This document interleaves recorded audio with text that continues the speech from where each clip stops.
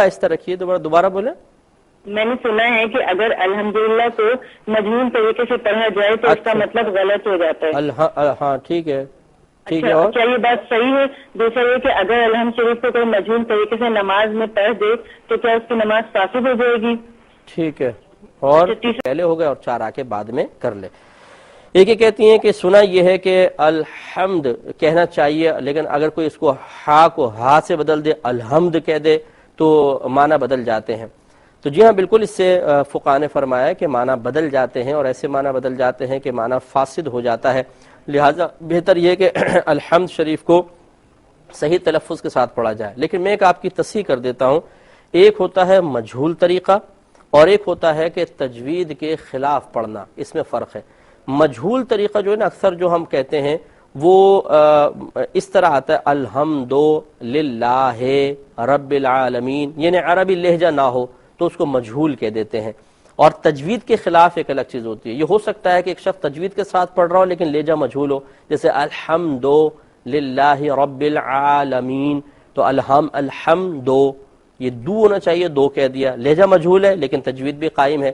لہذا یوں سمجھ لیجئے، آپ کو یوں کہنا چاہیے کہ تجوید کے خلاف، قواعد تجوید کے خلاف اگر کوئی پڑھتا ہے تو کیا حکم شرع ہوگا. تو بہرحال اس سے معنی بدل جائیں گے.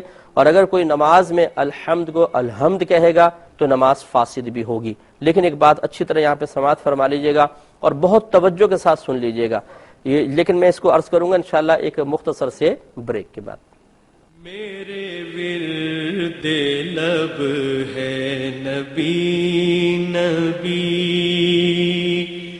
کے رسول ہوں. بسم اللہ الرحمن الرحیم. باتیں چل رہی تھی کہ کیا اگر تجوید کے خلاف پڑھا جائے الحمد شریف کو تو کیا اس سے نماز فاسد ہو جاتی ہے. تو ہم نے بتایا کہ ہاں بالکل فاسد ہو سکتی ہے، لیکن اس میں ایک سمجھانے والی اور سمجھنے والی بات یہ ہے کہ بعض اوقات ہمارے بعض بھائی امام حضرات کو خاص طور پہ چیک کرتے ہیں کہ ان کی آواز کیسی نکل رہی ہے. تو یہ اچھی طرح یاد رکھیں کہ تجوید کے ساتھ قرآن پڑھنا یہ فقہاء نے واجب قرار دیا ہے. صحیح تجوید کے مطابق سنانا واجب نہیں ہے. یوں سمجھ لیجئے کہ ایک شخص ہے، اس کا گلا تھوڑا سا موٹا ہے، وہ الحمد ہا کو وسط حلق سے نکالتے ہیں، درمیان سے وہ وہی کوشش کرتا ہے اور وہیں سے نکال رہا ہے، لیکن ہا اتنی واضح نہیں نکلتی ہے، الحمد ہی نکلتی ہے اگرچہ وہ پوری کوشش کرتا ہے. تو اس کے لیے حکم یہ تھا کہ وہ وسط حلق سے ہا کو نکالے، یہ نہیں ہے کہ وہ سنائے بھی. تو یوں ہوتا ہے بعض اوقات کے پیچھے کھڑے ہوئے بڑے غور سے سنتے ہیں، اور جب انہیں ہا کی آواز واضح طور پہ نہیں، ٹھنڈی ہوا نکلتی ہوئی محسوس نہیں ہوتی ہے تو بولتے ہیں ان کی تجوید درست نہیں ہے، ان کے پیچھے نمازی مت پڑھو. نہ صرف وہ خود نماز پڑھنا چھوڑ دیتے ہیں بلکہ دوسرے لوگوں کو بدظن کرتے ہیں. بلکہ بعض اوقات یہ دیکھا ہے کہ ایسے امام حضرات کا اجارہ منسوخ کر کے ان کو مسجدوں سے باہر نکال دیا جاتا ہے. یہ اچھی طرح یاد رکھیے کہ اگر ان کے یہی ایسی کوئی بیسک پرابلم ہے، ان کے گلے کی پرابلم ہے، کیونکہ میں نے الحمدللہ خود طویل عرصے تک تعلیم قرآن کا فریضہ سر انجام دیا، اور میرے پاس اس قسم کے ہزاروں لوگ آئے ہیں، سینکڑوں کہہ لیں، ہزاروں نہ کہیں تو سینکڑوں لوگ ایسے آئے ہیں کہ جن کو باوجود کوشش کے صحیح الفاظ کی ادائیگی نے سنائی نہیں دیتا تھا صحیح، لیکن وہ پڑھتے بالکل صحیح تھے اور صحیح جگہ سے یہ حروف کو نکالتے تھے، تو اب وہ مجبور محض ہیں. اسی طرح اگر امام کا ہے تو اس کے اوپر فوراً بدگمانی کرنا قطعاً غیر مناسب ہے.